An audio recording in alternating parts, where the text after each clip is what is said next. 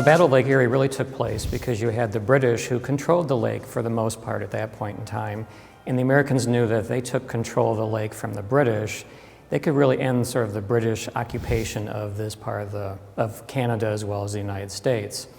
And so this battle actually, the idea of it had been brewing for quite a while. Both sides, the British and the American, knew that there would ultimately be a fight to see who controls the Great Lakes and especially Lake Erie.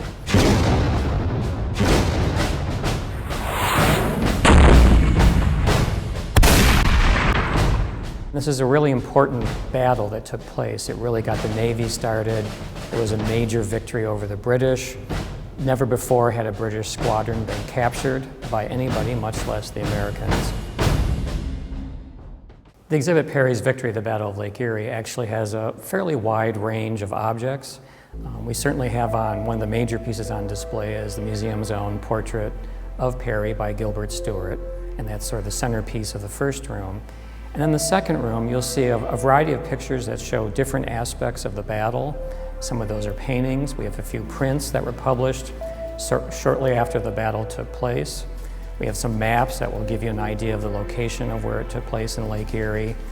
And then what's interesting, we also have a variety of commemorative objects that were made right after the battle was over. This exhibit came into being because 200 years ago, Perry won the Battle of Lake Erie. And what's interesting is 100 years ago, the museum actually mounted a large exhibit concerning Perry's victory in the Battle of Lake Erie. Some of the celebrations and some of the events concerning the Battle of Lake Erie would certainly be the recreation of the battle, which actually occurred at its original location. The museum has a variety of events going on, concerts, talks by well-known historians. So there's really a whole variety of events concerning the Battle of Lake Erie and the museum's exhibition.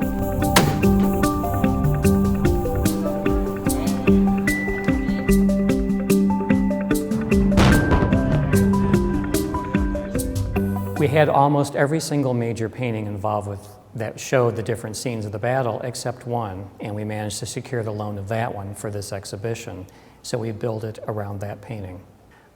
News of the victory at Lake Erie actually traveled pretty quickly, and we know pretty much by the middle of October, Thomas Birch was actually working on this painting. So really just over a month after the battle. He wrote a few letters to Perry wanting to confirm the arrangement of the ships because he was really concerned about an accurate depiction of the battle. And so as part of this exhibit, we have the painting here, and next to it actually is a diagram of all the ships. So each one can be identified. So you know exactly what ship was where at a particular point in the battle. Some of the other interesting objects in this exhibition, there are some other prints that show the Battle of Lake Erie, all done within a couple months of the battle, all accurate depictions of a different moment in the battle.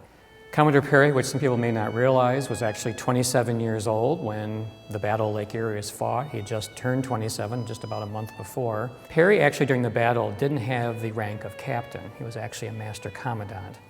By November of 1813, Congress and the President awarded him the rank of captain. And we have that document, which is elaborately illustrated with an eagle and thunderbolts and Marine trophies signed by President Madison that was given to Perry, giving his new rank as captain, which is really one of the sort of fascinating, sort of interesting articles that's in this exhibition.